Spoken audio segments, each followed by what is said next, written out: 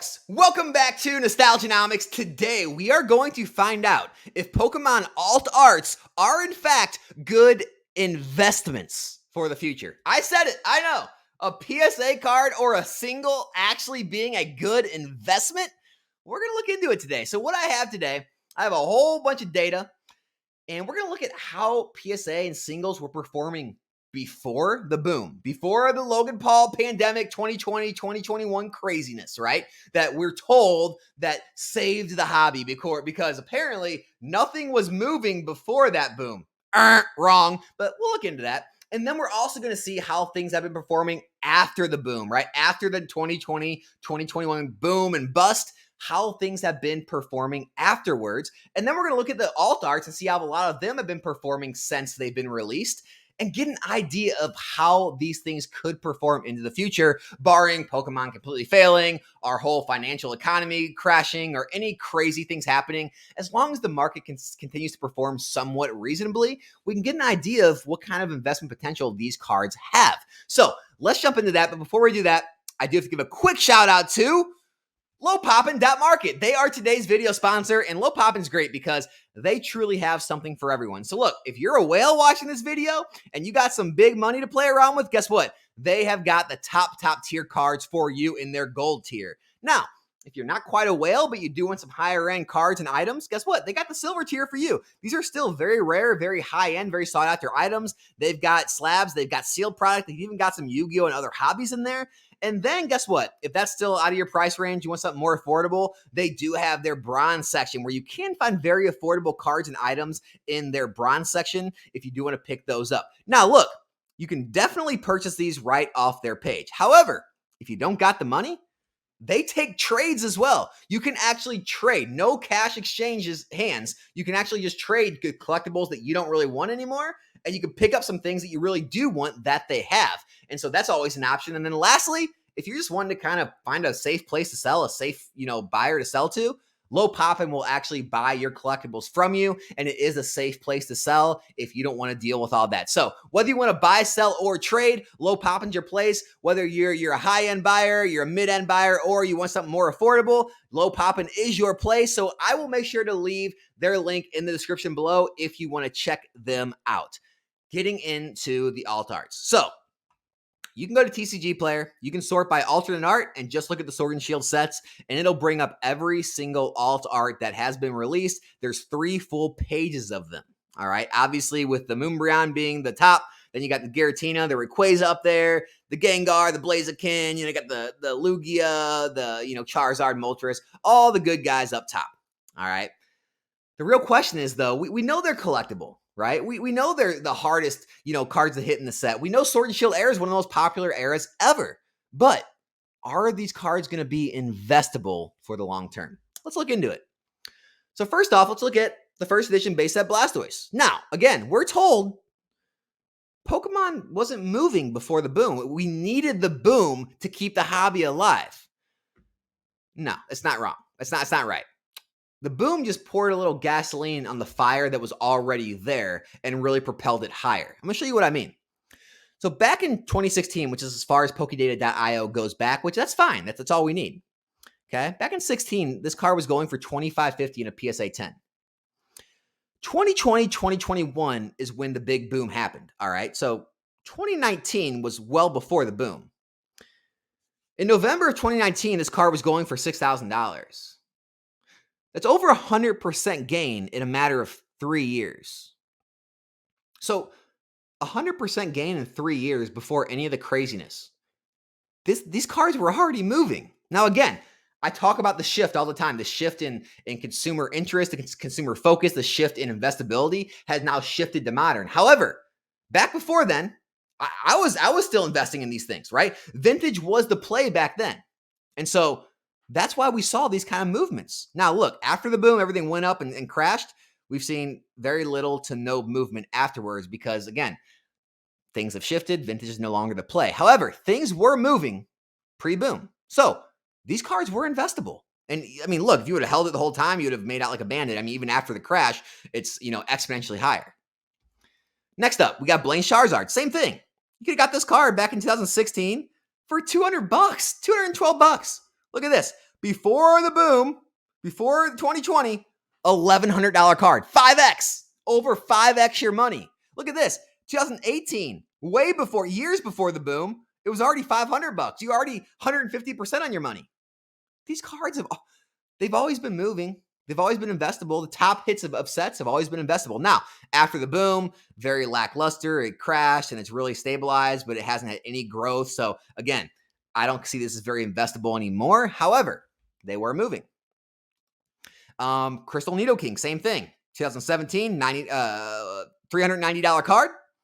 Before the boom, $535 card. Not as an extreme movement, but again, I mean, what were we talking about? 50% up, something like that, 40% up, something like that. I mean, still, they were in moving up. They were good investment vehicles. Obviously, the boom happened, everything spiked, crashed, and everything's been very stagnant since. We can look at Charizard EX. Now we're moving in like the more mid era. Fire Red Leaf Green, same thing. PSA 10, $251 back in 16. Before the boom, $700. I mean, close to 3x or 2x. Like you're 150% up on your money. I mean, what? Why are people saying that nothing was moving before the boom? And obviously the boom, look, pour gasoline on it, exponential gains, like astronomical. However, it was still a good investment up until then. It wasn't a bad investment. Now, ever since the boom, again, really, kind of petered out. Not too much happening. Now, I talked about it before. The top tier of vintage and mid-era will always do well. Gold Star is that exception, right? Alakazam Gold Star, it hasn't really seen any drop since the heights of the boom. Same thing with the 9. Now, PSA 10, 2017, $270. 2019, 500s. Double money. You doubled your money. Great investment for a 2-year investment. They were already performing before the boom, people. Already performing. Now, let's move into modern. All right, we have the Silver Dialga. Now, you're going to see something completely different here. Look at this. Before the boom, all right, that's the 9. Sorry, I'm going to get the 10 and the 9 out. Before the boom, right? PSA 10, 160s. Before the boom, 230. Very little to no growth. Why is that? Modern was not investable before the boom.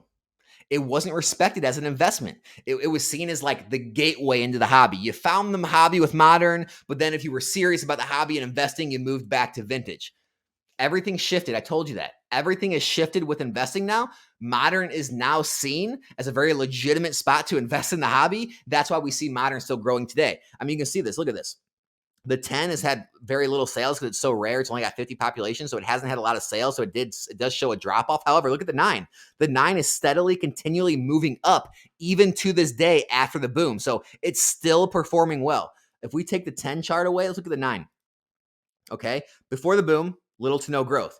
The boom happened, right? This is the boom. I mean, here's 2022. This is after the boom. It's remained stable, and now look at this. We're seeing new heights. It's now higher than it's been during the boom. I mean, modern is still moving, meaning it's been a good investment even after the boom.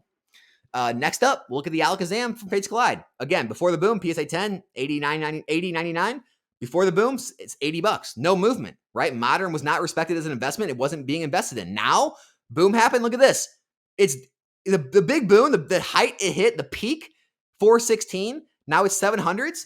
I mean, it's pushing almost double what it was during the boom, the peak of the boom. Now, look, you could look at every single vintage card. 99% of them are lower than they were during the peak of the boom. You might find some gold stars, some very rare, very scarce cards that are right around what they were during the peak of the boom. Some maybe an inch, a smidgen higher. However, nothing is making moves like this post boom like modern cards are. Nothing is making moves like this Alakazam has. And so seeing moves like this proves to you that, hey, modern cards can be investable. All right. I mean, obviously this is an amazing performer. It's got Alakazam, Umbreon Lugia. It's a great card, but nonetheless, even the 9, we can look at the 9. Let's take the 10 away. Okay.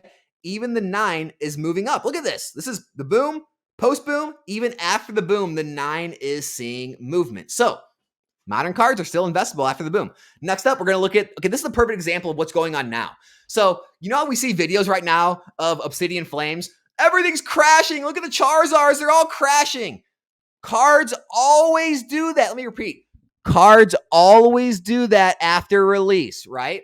Everything comes out. The hype's really high, pre-release, that release. And then look, everything drops off, right? Then it finds its bottom, which Mewtwo found its bottom down here in the 70s and 80s. All right. And then, before the boom, it was already double, right? It had already doubled from its lows. But then the boom happened. Everything crashed. And look, it's already regained all of its gains it saw during the boom. Its modern cards are continuously moving up even after all the boom, after all the hype. And so we're seeing sales now in the 700s. During the boom, it hit like the mid 700s.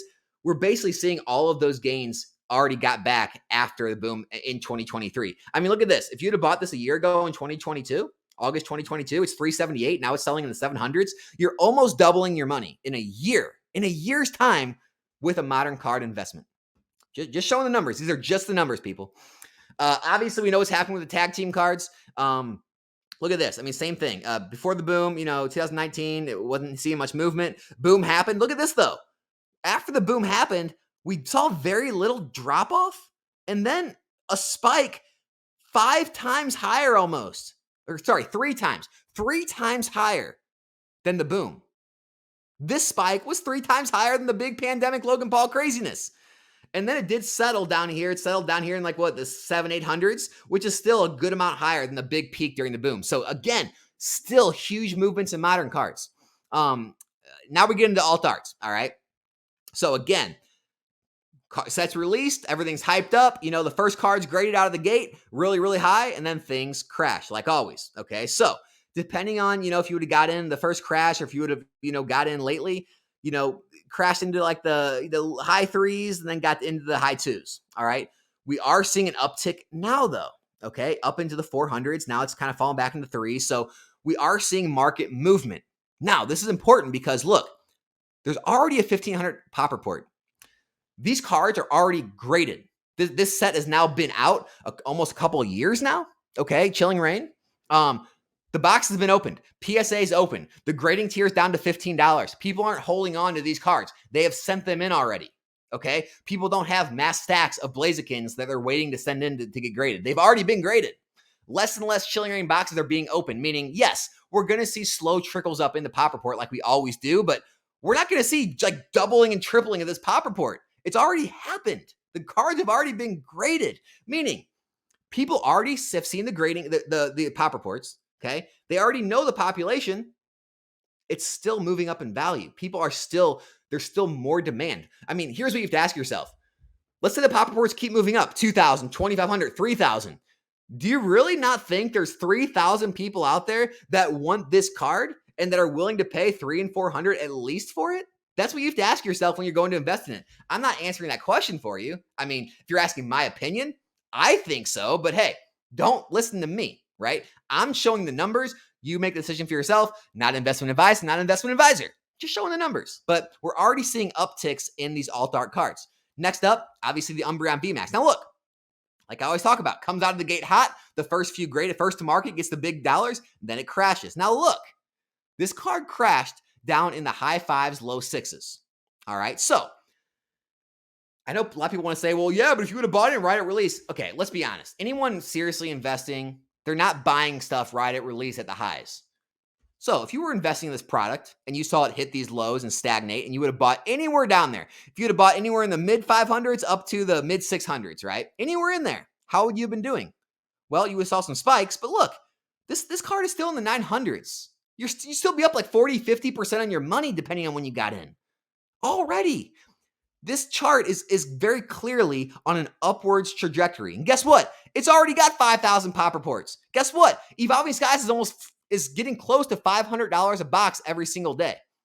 Not many of these boxes are going to keep getting opened, right? So we've already seen these cards get graded. Guess what? No one's holding on to these cards waiting for them to get graded. They are grading their Umbreon Vmaxes, meaning we've already seen the biggest influx we're ever going to see of this card being graded. We are going to see the population continue to creep up. However, we're not going to see doubling and tripling of the pop reports anytime soon. So people already know how many of this card is out there. They just want it that bad. You have to ask yourself, with the millions and millions of Pokemon collectors, with this card being basically the face of this generation of Sword and Shield, kind of like base set Charizard was, do you really not think there's more than 5,400 people out there that actually are going to want this card and are willing to pay that amount of money for it? Again, I don't know. You have to ask yourself that question. But if how any of these other singles and PSA cards have performed all throughout vintage, mid-era, modern, have anything to say about it, there's a good chance there might be a good future for a lot of these alt arts, including Umbreon. Just saying. Next up, I have the Gengar Vmax. Now, same thing. Came out of the gate super hot, had its big fall, fell down in the low, mid 300s, even high 200s, and now it has trickled back up into the mid 400s. So from the bottom, it's trickled up 50%. It's 50% off its lows from a year ago. We're already seeing movement, and again, 2,600 pop report. All right? Do not be afraid of these modern pop reports. I get they're high. More product is printed now than ever. There's more demand now than ever. There's more. Look, these cards are more chased after. They're more rare than other cards are. I get the pops are higher, but it takes 500 packs to pull one of these things, right? It takes maybe, I don't know, 30 packs, 50 packs. What was it? 50, 60 packs to pull one of those vintage hollows. It might take, X amount of packs to pull a Shining or a Gold Star or one of those mid-era, EXs. I don't know. But there was never a time in history, I don't think, where it took 500 plus packs to pull a card. That's how rare it is to pull one of these alt arts. And so that's why we are seeing the values continue to creep up, and they could continue to do that over time. Last one I have is going to be the Starmie V. Now, this isn't an alt art. That's why I wanted to show it. This does not have alt art pull rates, right? This is what demand does, right? This is what, look, it's Misty in a bikini. Need I say more? It's a trainer gallery card. It's much easier to pull than an alt art. However, we're seeing upticks, right? Same thing like always, comes out of the gate super hot, crashes down in the low 100s. But look, it's upticking in the 150s now. It's 40, 50% up. I mean, this is what demand can do. If people love the art, it's only got a 1,400 pop report. If there's not enough out there to quench the demand of the market, the price has to move up. Again, everyone's already grading this card, right? Is the pop report going to go up? Of course. Is it going to double, triple in the near future? No, everyone's already graded it in masses. It's already been done. And so if you take one thing from this video, we've seen when vintage was in favor, those cards were moving up in value even before the boom. Now, after the boom, we're seeing modern cards move up in value. Tag teams, Mewtwo GX from Shining Legends, Silver Dialga, alt arts are already moving. We're already seeing movement in the cards. This is one of the most loved eras and popular eras in all of Pokemon. So if you really think people aren't going to come back and want to collect those cards or buy those cards in the future, we might have a disagreement then, because I truly believe, I'm going to come out and say it, I think alt arts are going to be investable and are going to move up in value in the future. Now, again, one man's opinion. Make your own decisions for yourself. Not an investment advisor, not investment advice. I'm just showing you what the data shows and what I see from the data, but you may have a different opinion than me. Let me know in the comment section what you think. As always, make sure to subscribe to the channel if you do enjoy this content. And lastly, make sure to check out lowpoppin.market, link in the description, if you are looking to buy, sell, or trade in the Pokemon hobby. As always, I will be back here in a new video soon. I'm out.